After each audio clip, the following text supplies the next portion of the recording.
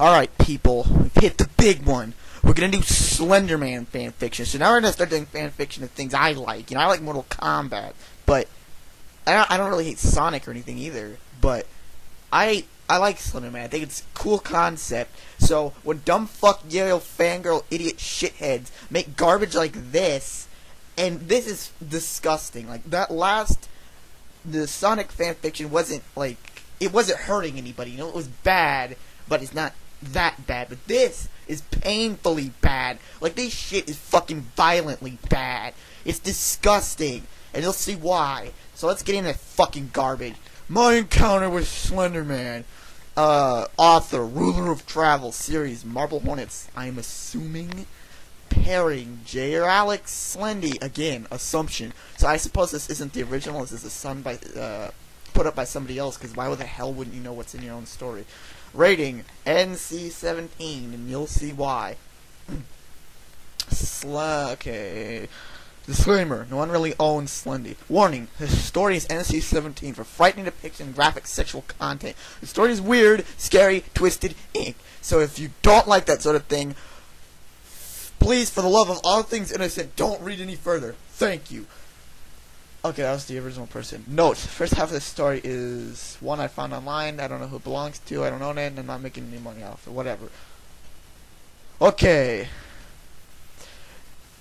It's that sudden sensation of numb fire, the almost audible rush, the pressure suddenly spiking in the brain, when the adrenaline to take away everything but sight. At the same time, a blind feeling comes over. All the senses get that deep, subtle burn, like dry ice. It was when I saw him, the second I saw that utterly still, silent silhouette against the fog, the second my mind was overrun with fear, raging hard and fast like lightning, burning through my thoughts like a flash fire, destroying forever all the most important information, until nothing was left but me, and the uncertain dark, and the fog. That it wasn't real. What? That it was a trick of the light, that it was my own neighborhood, that I was surrounded by bright, unflickering orange street lamps and warm houses with people awake inside, that it wasn't even late at night, that I could move, that I could scream, that those thoughts died quick and silent. I forgot it all. Yeah, I can only think of slender rape. I leaned backwards, my body acting on its own, uncountably yearning to get away from him, but my intelligence kept me still, and the fear kept my eyes trained on that form, watching, and the thought of turning my back on him and running seemed so incredibly unbearable, even more unbearable than standing here facing him. I felt such fear.